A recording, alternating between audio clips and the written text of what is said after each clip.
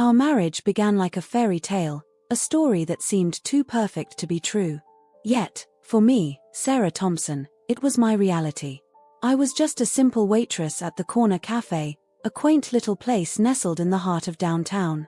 Every day, I'd tie on my apron, plaster on a smile, and serve countless cups of coffee to the bustling crowd of office workers and students that frequented our establishment. It was on a particularly busy Tuesday morning when he first walked in. James Anderson, a young entrepreneur with piercing blue eyes and a smile that could light up the room. He stood out immediately, not just because of his tailored suit that screamed success, but because of the kindness in his eyes when he looked at me. "Good morning," I said, my voice a little shaky as I approached his table. "What can I get for you today?" He looked up from his phone, and our eyes met. It was like a jolt of electricity ran through my body. "Just a black coffee, please," he replied, his voice smooth and confident.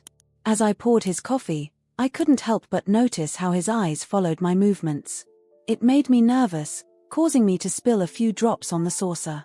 "Oh, I'm so sorry," I mumbled, feeling my cheeks flush with embarrassment. But James just chuckled. "No worries," he said, his smile widening. "I'm James, by the way." "Sarah," I replied, returning his smile. From that day on, James became a regular at the corner cafe. He'd come in every morning, always sitting at the same table, always ordering the same black coffee. And every day, we'd talk a little more. At first, it was just pleasantries, comments about the weather or the busy morning rush. But as the weeks went by, our conversations deepened. I learned that James had started his own tech company right out of college. He was passionate about his work, his eyes lighting up as he talked about the latest project he was working on. In turn, I shared with him my dreams of going back to school, of maybe opening my own bakery one day. "You should do it," he encouraged me one morning, after I'd confessed my secret ambition. "I've tasted the muffins you bake for the cafe. They're amazing." His words gave me a confidence I'd never felt before. For the first time, I started to believe that maybe, just maybe, my dreams weren't as far out of reach as I'd always thought.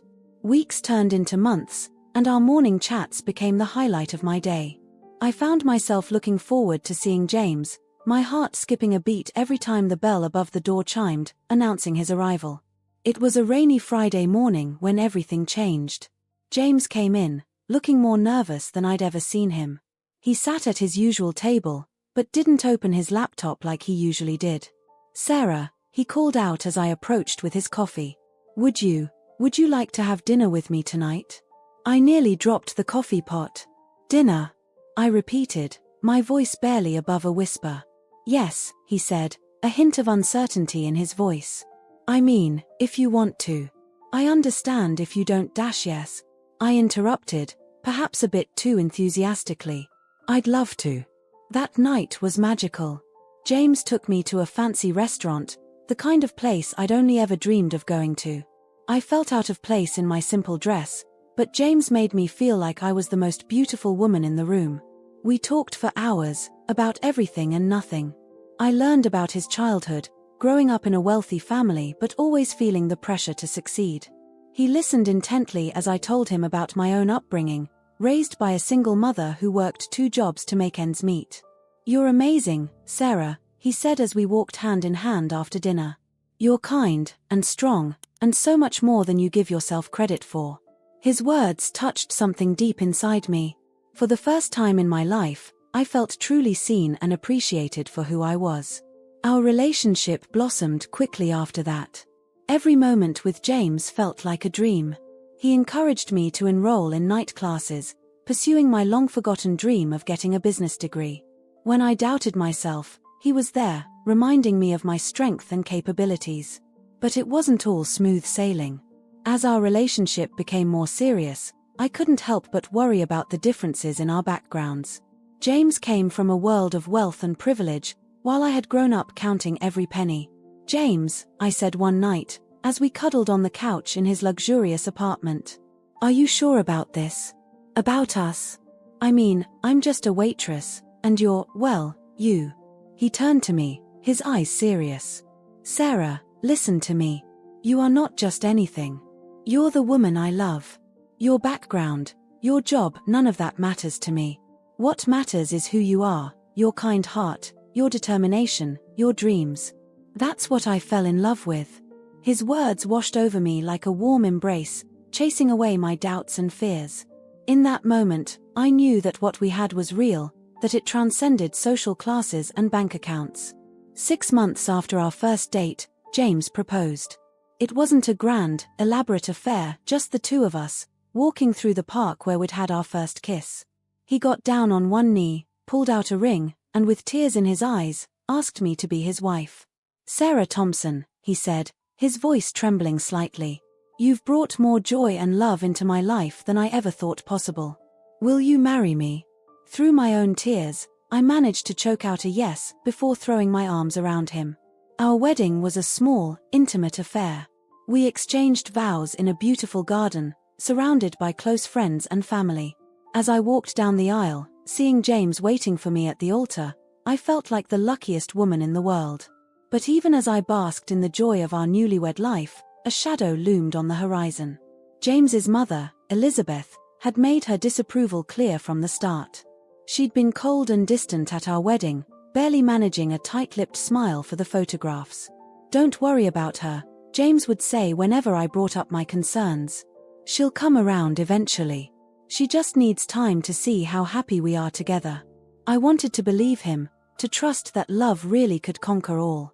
But as the days went by, I couldn't shake the feeling that Elizabeth's disapproval was a storm brewing on the horizon of our perfect life. Little did I know, that storm was about to break, threatening to wash away everything James and I had built together. Our first wedding anniversary should have been a day of celebration, a milestone in our journey together. Instead, it became a day that would test the very foundations of our relationship. The morning started beautifully. I woke up to the smell of fresh coffee and the sight of James standing by our bed, holding a tray laden with breakfast and a single red rose. "Happy anniversary, my love," he said, his eyes twinkling with affection. We spent the morning in blissful togetherness, reminiscing about our wedding day and making plans for the future. James had taken the day off work, and we were looking forward to a quiet, romantic day at home. Around noon, the doorbell rang. James went to answer it, and I heard his surprised exclamation from the hallway. "Mom, what are you doing here?" My heart sank. Elizabeth Anderson, James's mother, was the last person I expected or wanted to see on our anniversary. I quickly smoothed down my hair and straightened my clothes, bracing myself for the encounter. Elizabeth swept into our modest apartment like a hurricane, her designer clothes and perfectly coiffed hair a stark contrast to our simple surroundings. Her eyes, cold and calculating, took in every detail of our home. "James, darling," she said, air-kissing her son's cheeks. Then her gaze fell on me, and I could almost feel the temperature in the room drop. "Sarah," she acknowledged with a curt nod. "Mrs. Anderson," I replied, trying to keep my voice steady. "What a surprise. We weren't expecting you." "Clearly," she said, her tone dripping with disdain as she ran a finger along our bookshelf, checking for dust. James, ever the peacemaker, tried to lighten the mood. "Mom, it's great to see you, but we weren't expecting any visitors today. It's our anniversary, you see." "Oh, I'm well aware," Elizabeth said, her lips curling into what might have been a smile on anyone else. "That's precisely why I'm here. We need to talk, James. Privately." I felt my stomach churn. "I'll just go make some tea," I mumbled, desperate for an excuse to leave the room. As I busied myself in the kitchen, I could hear their voices, muffled but tense, from the living room. I tried not to eavesdrop, but Elizabeth's voice kept rising, making it impossible not to overhear snippets of their conversation. "Can't believe you're still not good enough for you. Think about your future." My hands shook as I arranged cookies on a plate, my mind racing with worst-case scenarios. When I could delay no longer, I took a deep breath and carried the tea tray into the living room. The scene that greeted me was tense. James stood by the window, his back rigid with anger. Elizabeth sat primly on our second-hand couch, looking utterly out of place amidst our IKEA furniture. "Tea's ready," I announced, my voice sounding unnaturally high even to my own ears. Elizabeth turned to me, her eyes cold and calculating. Then, without warning, she stood up and delivered the blow I'd been dreading since the day James and I got engaged. "James, darling," she said, her voice sickeningly sweet. "You need to file for divorce. This woman," she gestured dismissively at me, "clearly married you for your money. She's far too poor to be my daughter-in-law." The teacup I was holding slipped from my grasp, shattering on the hardwood floor. The sound seemed to echo in the sudden, deafening silence that followed Elizabeth's words.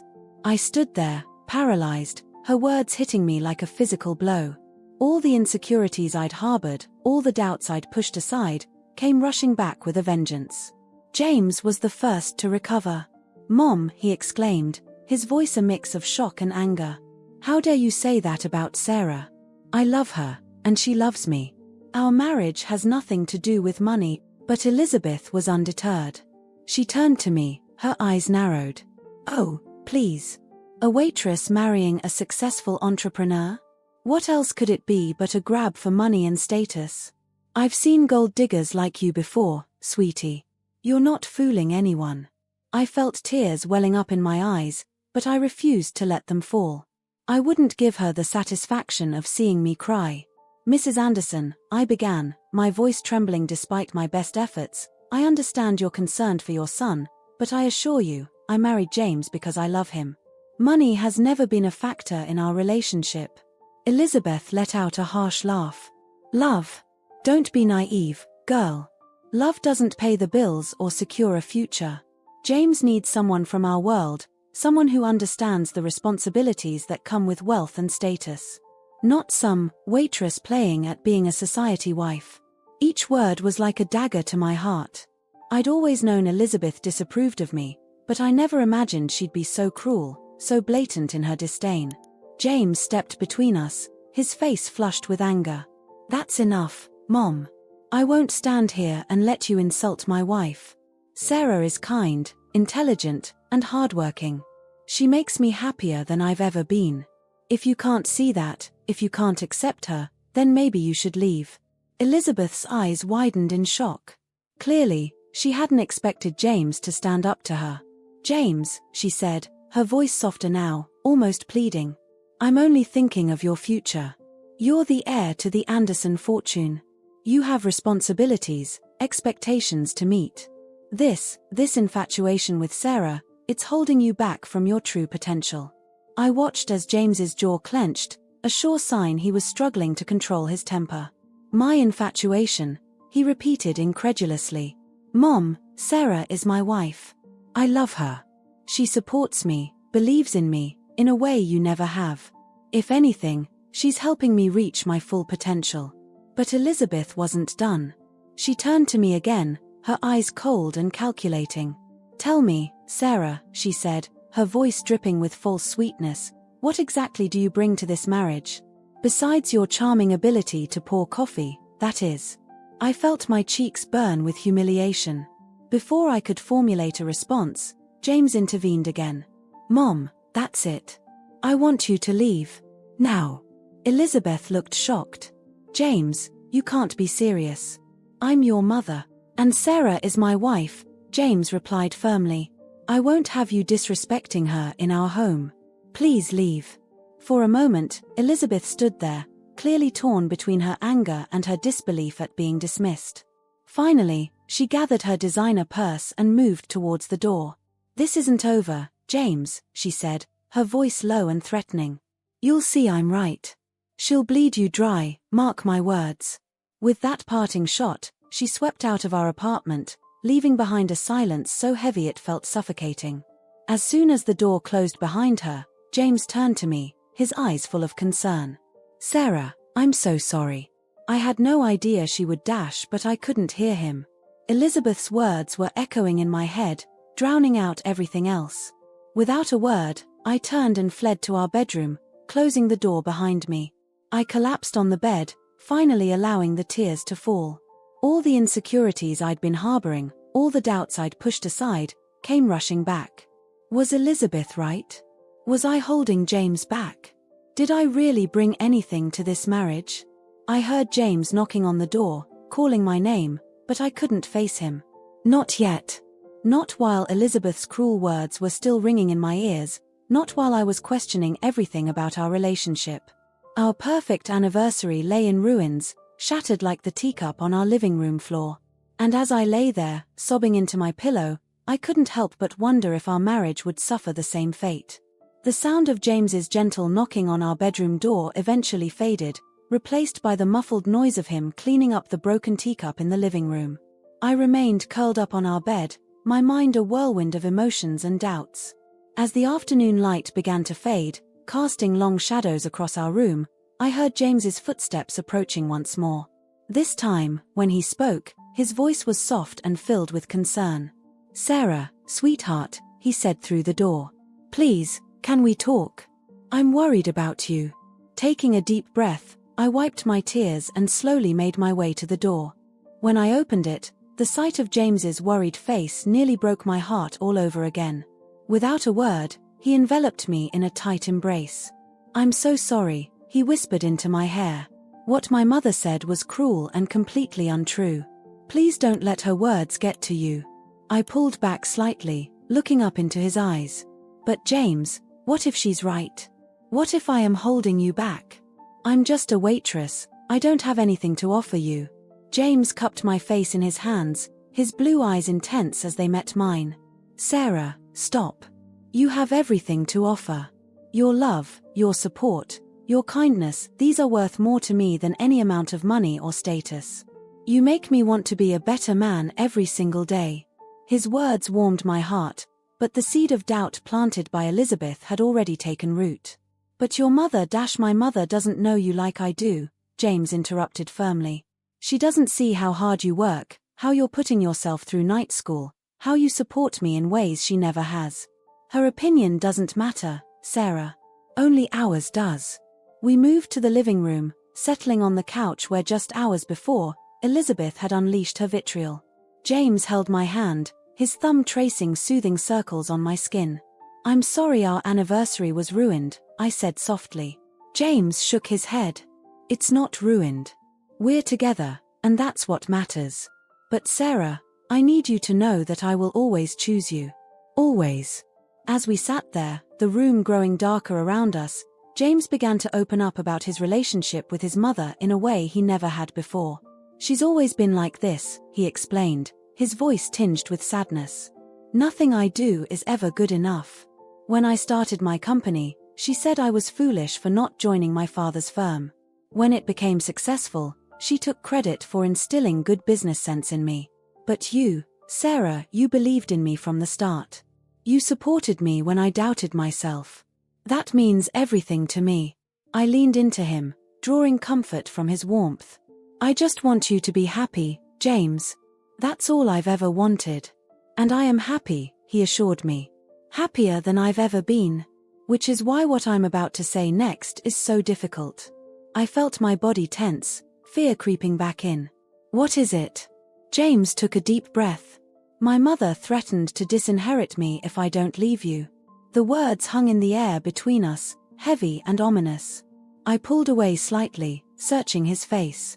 "James, I don't know what to say. That's your family, your legacy. I can't ask you to give that up for me." But James's expression remained resolute. "You're not asking, Sarah. I'm choosing. I choose you. I'll always choose you." Tears welled up in my eyes again, but this time they were tears of love and gratitude. "Are you sure? That's a lot to give up." James smiled, a soft, loving smile that made my heart skip a beat. "What would I be giving up, really? Money? Status? Those things don't make a life, Sarah. You do. Our love does. Besides," he added with a chuckle, "I've built my own company. We'll be fine." As I looked into his eyes, I saw nothing but love and certainty. In that moment, I made a decision. It was time to reveal my secret, the one thing I'd been holding back since the day we met. "James," I said, my voice barely above a whisper, "there's something I need to tell you. Something I should have told you a long time ago." His brow furrowed in concern. "What is it, love? You can tell me anything." I took a deep breath, steeling myself. "It's about my background, my family. I haven't been entirely truthful with you." James's hand tightened around mine, but his voice remained gentle. "What do you mean?" "My parents." I began, then faltered. How could I explain this without sounding like I'd intentionally deceived him? They weren't who I said they were. My mom wasn't a single mother working 2 jobs. My dad didn't leave us when I was young. Confusion clouded James's features. "I don't understand. Who were they then?" I closed my eyes, gathering my courage. "They were Richard and Eleanor Thompson." I heard James's sharp intake of breath.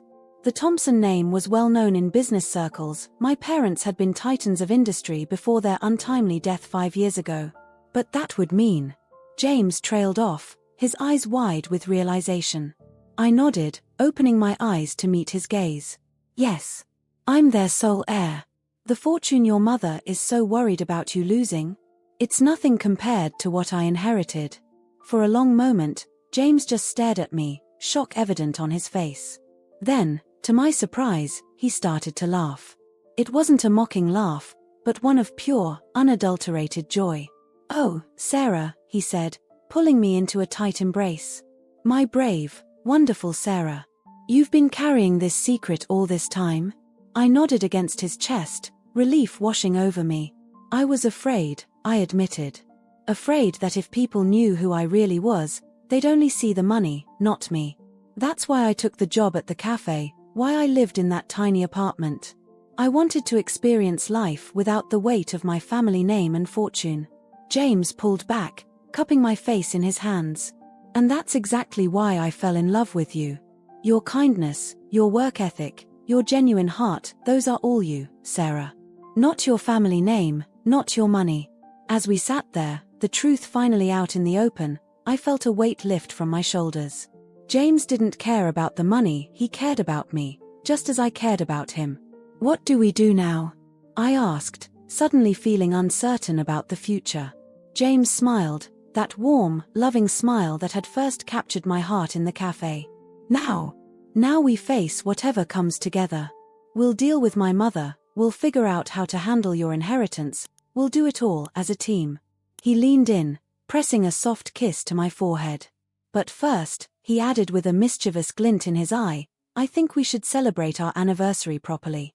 After all, it's not every day a man finds out his wife is not only the love of his life but also a secret heiress." I couldn't help but laugh, the tension of the day finally breaking. As James pulled me in for a kiss, I knew that whatever challenges lay ahead, we would face them together. Our love, tested by disapproving family and hidden truths, had emerged stronger than ever. And tomorrow we would face the world and Elizabeth Anderson with our heads held high, secure in our love and the truth of who we were. The next morning dawned bright and clear, a stark contrast to the emotional turbulence of the previous day. I woke up early, my mind already racing with plans and possibilities. James was still sleeping peacefully beside me, his face relaxed in a way I hadn't seen in weeks.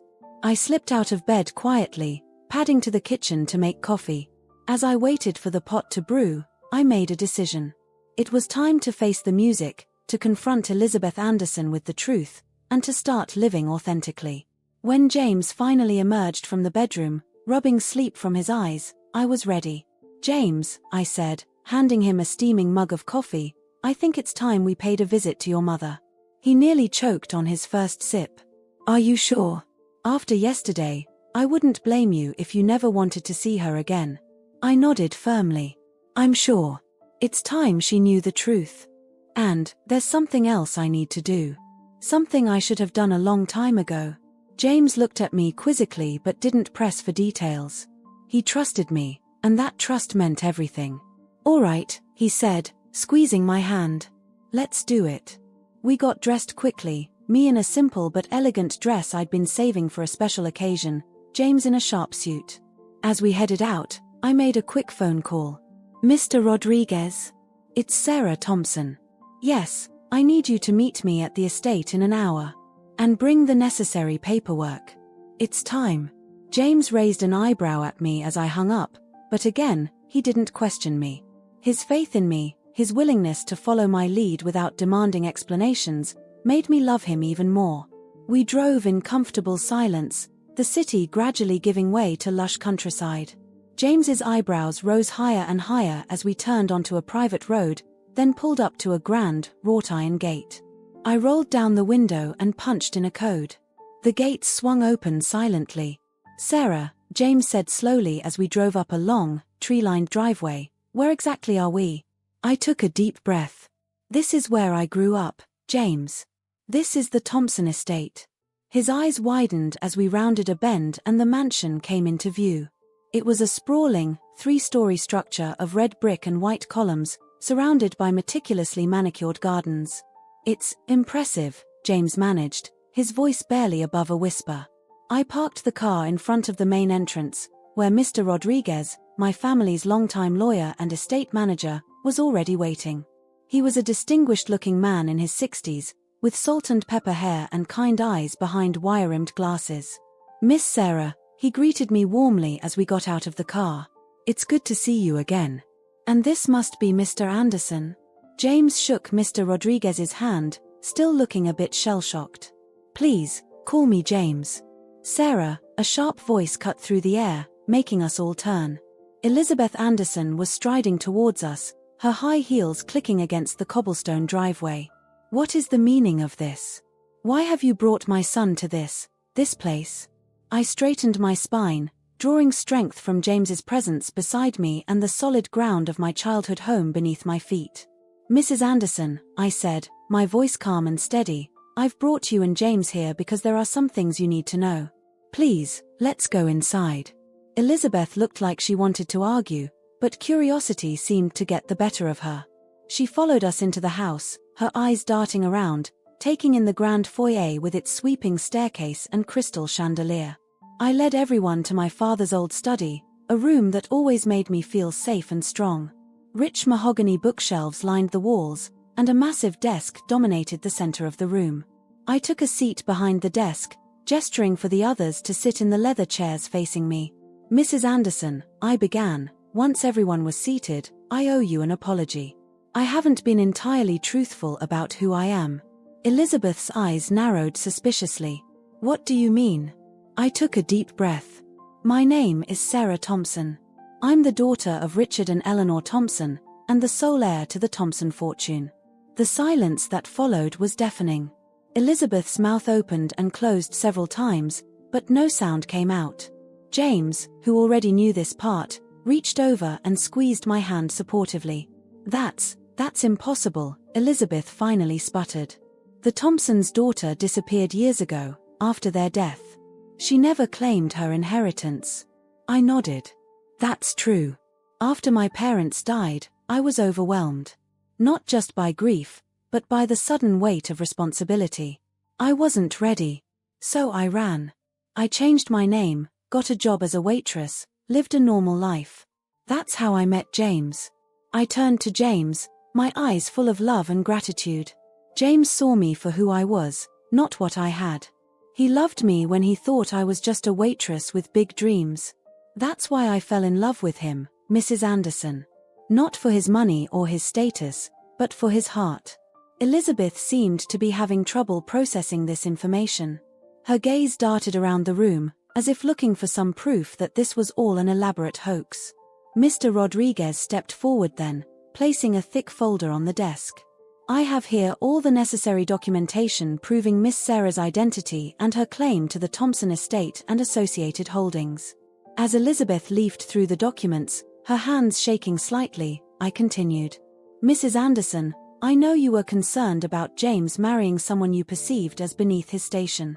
I hope this alleviates those concerns. But more importantly, I hope you can see that your son's happiness isn't dependent on wealth or status. It's about love, trust, and mutual respect." James stood up then, moving to stand beside me. "Mom," he said, his voice firm but kind, "Sarah is my wife. I love her. Whether she's a waitress or an heiress doesn't change that. I hope you can accept that and be happy for us."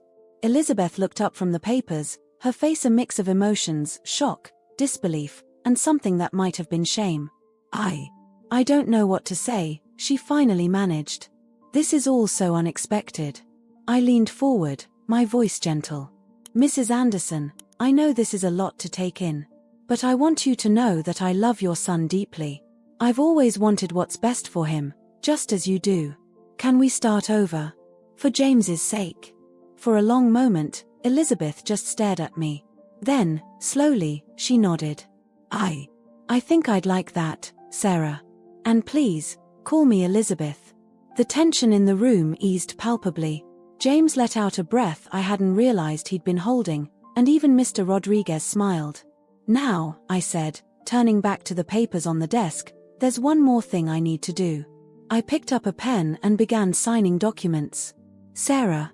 James asked, curiosity evident in his voice. What are you doing? I looked up at him, smiling. I'm claiming my inheritance, James. All these years, I've been running from who I am, from the responsibility my parents left me. But I'm ready now. Ready to use this wealth to make a difference, to honor my parents' memory. As I signed the last document, I felt a weight lift from my shoulders. For the first time in years, I felt truly, completely myself. So, James said, a hint of teasing in his voice, does this mean I'm a trophy husband now? The laughter that filled the room then was genuine and warm. As I looked around at James, Elizabeth, and Mr. Rodriguez, I felt a sense of rightness settle over me. This was my family now, complicated, imperfect, but bound together by love and understanding. The road ahead wouldn't be easy.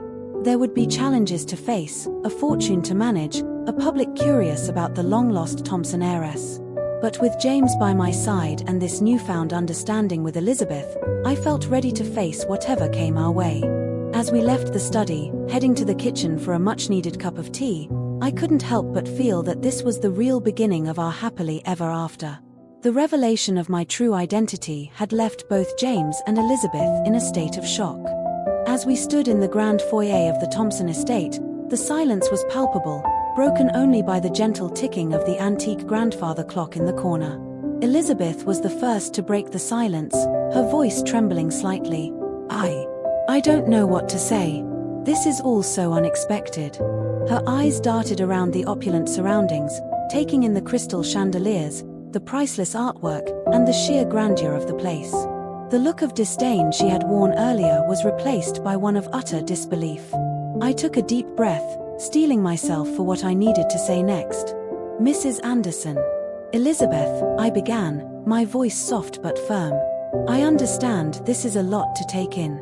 But I want you to know that I've always loved your son for who he is, not for his money or status. I kept my own background a secret because I wanted to be loved for myself, not for my family's wealth. James stepped closer to me, wrapping an arm around my waist in a show of support. Mom, he said, his voice filled with a mixture of emotions, Sarah has been nothing but genuine and loving since the day I met her. Her background doesn't change who she is or how I feel about her. Elizabeth's gaze shifted between James and me, her expression unreadable. Then, to my surprise, she let out a small, rueful laugh. Well, she said, shaking her head, I suppose I owe you an apology, Sarah. I've been less than welcoming, to put it mildly.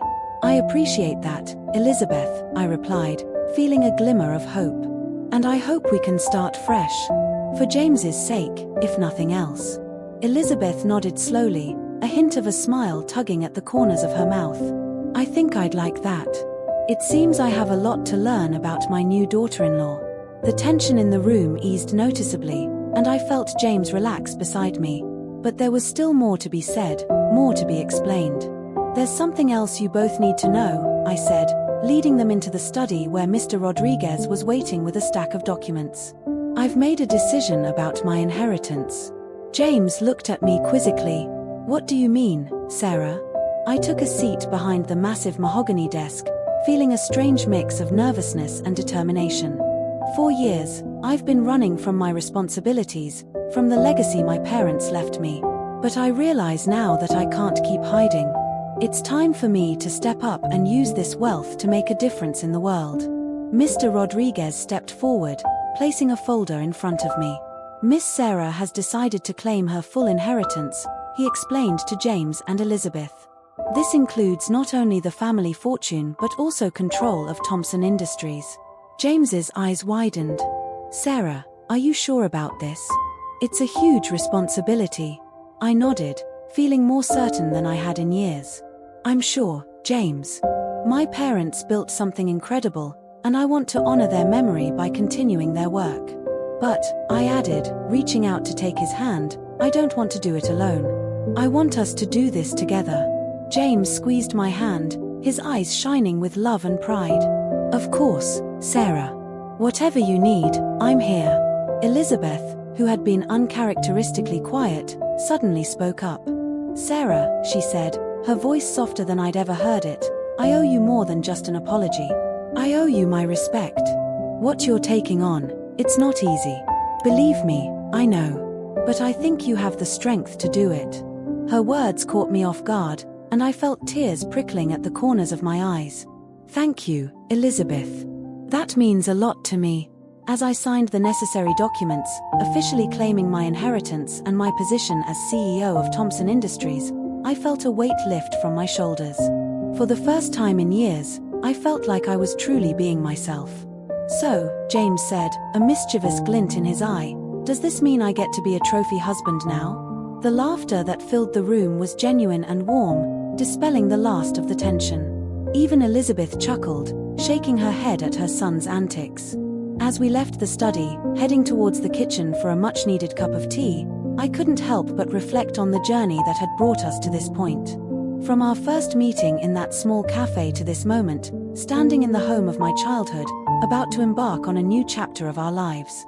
You know, I said as we settled around the kitchen island, steaming mugs of tea in hand, I always dreamed of making a difference in the world. I just never imagined it would be like this. James smiled, reaching out to tuck a strand of hair behind my ear. You've already made a difference, Sarah. You've changed my life in ways I never thought possible. Elizabeth, who had been quietly observing us, suddenly spoke up. I think I'm beginning to see what my son sees in you, Sarah. Your strength, your compassion, they remind me of myself when I was younger. I blinked in surprise, not quite sure how to respond to this unexpected compliment. Thank you, Elizabeth. I hope I can live up to that comparison. She waved her hand dismissively, but there was a warmth in her eyes that hadn't been there before. You'll do fine. And, if you ever need any advice about navigating the business world, well, I might have some experience to share. The offer, coming from a woman who had been so adamantly against our relationship just a day ago, left me momentarily speechless. I'd like that very much, I finally managed to say. As we sat there, sipping our tea and talking about the future, I felt a sense of peace settle over me. The road ahead wouldn't be easy, there would be challenges to face, a fortune to manage, a company to run. But with James by my side and this newfound understanding with Elizabeth, I felt ready to face whatever came our way. You know, James said, setting down his mug, we never did get to properly celebrate our anniversary yesterday. I laughed, the sound echoing in the large kitchen. You're right. I suppose we got a bit sidetracked. Elizabeth stood up, smoothing down her designer dress. Well, I think that's my cue to leave. You two deserve some time alone to celebrate. She paused, then added with a small smile, and Sarah, welcome to the family. Officially. As Elizabeth left, James pulled me into his arms. So, Mrs. Anderson Thompson, what do you say we make up for lost time? I leaned into his embrace, feeling happier and more content than I had in years. I'd say that sounds perfect, Mr. Anderson Thompson. As we stood there, in the kitchen of my childhood home, I couldn't help but marvel at the twists and turns life had taken us on. From a chance meeting in a cafe to this moment, about to embark on a new adventure together. The money that Elizabeth had once valued so highly was there, yes. But the true treasure, as I had always known, was the love James and I shared. A love that had weathered disapproval, secrets, and revelations. A love that Elizabeth was finally beginning to understand and accept. As James leaned in to kiss me, I knew that whatever challenges the future held, we would face them together. Our love story, unconventional as it was far from over. In fact, I had a feeling it was just beginning.